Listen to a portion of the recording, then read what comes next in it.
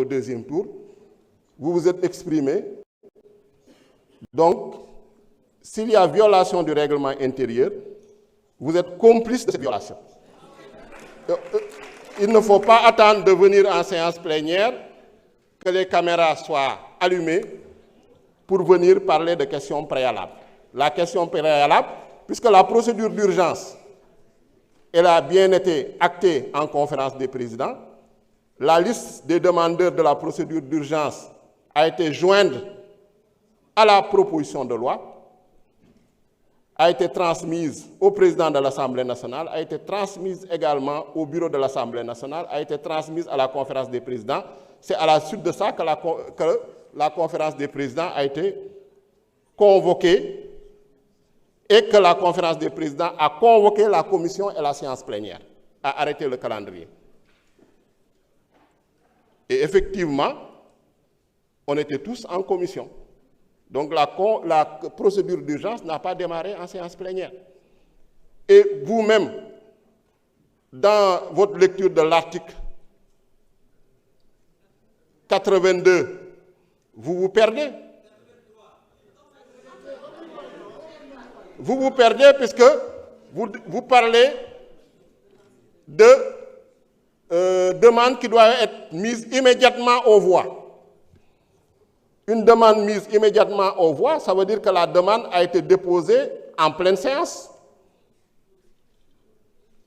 Donc, il faut arrêter de faire de la confusion, il faut arrêter de faire de l'amalgame. Je propose à l'Assemblée nationale de poursuivre nos travaux et de rejeter cette question préalable comme étant une simple manœuvre dilatoire comme ils en ont l'habitude. Je vous remercie.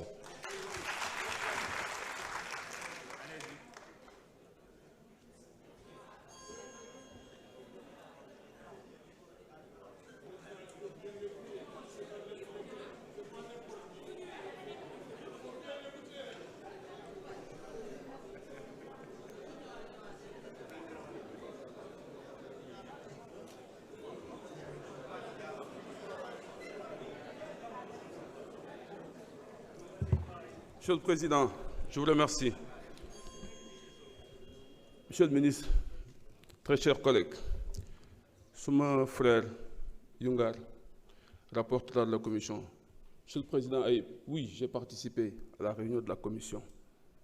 Si vous vous rappelez bien, j'ai bien demandé l'avis du Président de la République pour savoir, est-ce que c'est lui qui a demandé l'examen en procédure d'urgence? Vous ne m'avez pas répondu. J'ai insisté, vous ne m'avez pas répondu. Vous m'avez même demandé d'intervenir dans le fond. J'ai dit, je n'interviendrai pas dans le fond, j'interviendrai en plénière dans le fond, et vous m'entendrez. Je ne vous l'ai pas dit, je vous l'ai dit parce que je savais de quoi je parlais. Vous ne m'avez pas donné, parce que je savais que vous, la demande que vous avez faite, demandez, s'il vous plaît, s'il vous plaît, s'il vous plaît, s'il vous plaît, s'il vous plaît, ça va juste retarder le travail. Yalla sutural na ma ba duma waxantu duma wax luma xamul manila commission déggoo ma benn yoon ma wax ci biir texte bi laaj naa leen avis président de la république ana ñu fa nekkoon bu fekkee rek seen aqulaay taala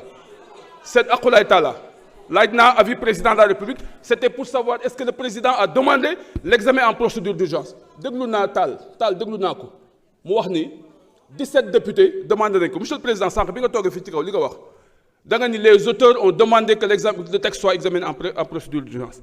Aïb, l'article 82 est très clair. Dans l'article 22, on lire l'article 22 sur les compétences de la conférence des présidents. On a l'article 46 sur la convocation de la réunion en commission. On comprendre ce que je veux dire. Monsieur le président, je veux lire l'article c'est pour l'Assemblée nationale. C'est pour nous, parce que nous ne devons pas violer la loi. Monsieur le ministre, vous êtes avocat. Vous savez qu'une violation de la procédure annule une procédure. Et ça, vous le savez mieux que moi. Le président de la commission le sait. Ici, on a violé la procédure. Et je pense, monsieur le président, à l'article 46, c'est clair. L'article 46 est clair. Il dit que les commissions sont convoquées à la diligence de leur président écrit par voie de presse et par tout autre moyen. Elles doivent l'être 48 heures avant au moins. Et c'est le vendredi à 17h que nous avons reçu la convocation et la réunion s'est tenue le samedi. Donc la procédure d'urgence est engagée. est engagé dès l'instant que, Monsieur le Président, quand les affaires assises il faut lire la suite. Il faut lire la suite de l'article. Laquelle suite? Bah, il m'a demandé de lire. Je lui demande de faire la lecture. S'il vous plaît. S'il vous plaît.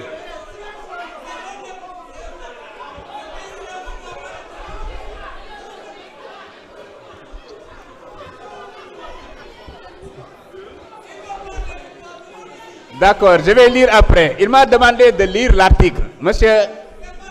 waa toogal boo toogee wuy ma soo toogee du tere ma dégg la.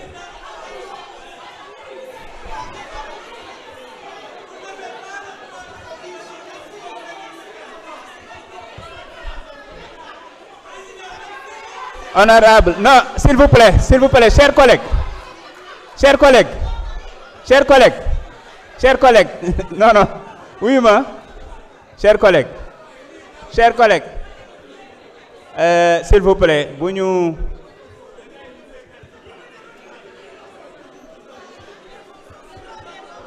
laissons le collègue Tafsir Choy continuer, s'il vous plaît. Je vais lire l'article après. Monsieur le Président, encore une fois, dépassionnons la chose. Man jomb naa man Tafsir jomb naa ku ba xam nga ni man ni du ma def loo ni du ma wax loo. Moi j'ai été dans le régime de Wade laa nekkoon. S'il vous plaît, chers collègues, s'il vous plaît. nañ ko bàyyi mu daaneel.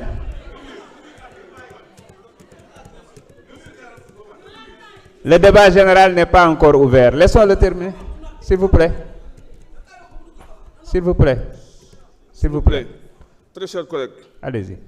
Man li may wax nii texte lay wax bu ñu may tontu dañ may tontu ci texte ak ay article. L'article 82 est clair et je l'ai lu tout à l'heure. Dañu ko violer te loolu discours du président de la commission des lois.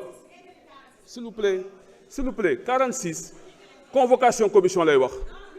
S'il vous plaît. Monsieur le Président, est-ce que je peux continuer? C'est l'article 82 de notre règlement intérieur qu'on a violé. Non. À ce rythme, on ne va pas s'en sortir. Chers collègues, s'il vous plaît, laissez-le terminer, s'il vous plaît. Laissez-le terminer. À l'article 46, on parle de la convocation des commissions 48 heures au moins. Cette commission des lois n'a pas été convoquée 48 heures au moins. C'est ce qui explique la procédure d'urgence.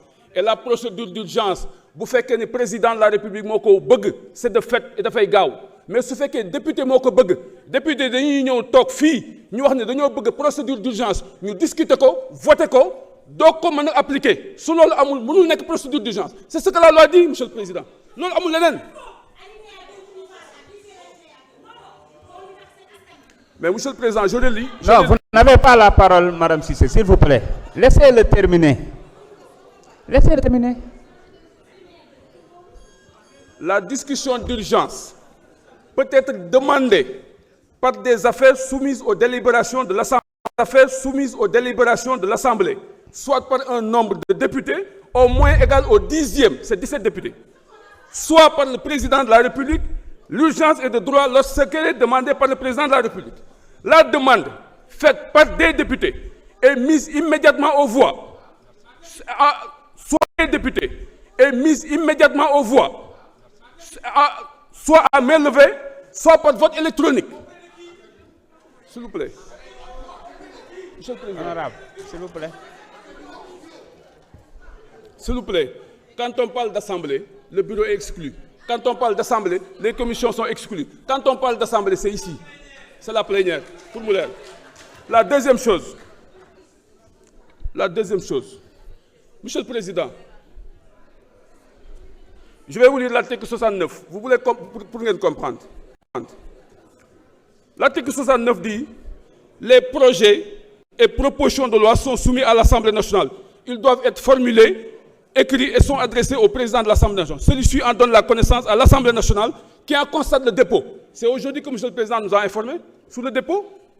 Et ça devait être bien avant, lors d'une plénière. C'est ça la vérité aussi. Plénière, moi, Abdi Aïb Dafé, ak ay collègues am déposé une proposition de loi, ils veulent que nous, cette proposition de loi, nous examinions en procédure d'urgence. C'est à ce moment qu'on doit voter. Mais là, nous avons violé la procédure de bout en bout. C'est ça la vérité aussi. Histoire de Aïe, moi je pense qu'on est très honnête dans ce que nous sommes en train de faire. Loi bi, nous avons voté, nous avons violé. Dès l'instant que violé, Merci, honorable. Je demande à ce qu'on considère que cette séance est annulée. Je vous remercie.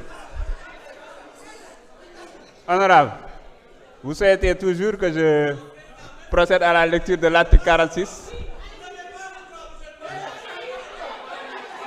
Ok. D'accord. Mes chers collègues, je vais mettre aux voix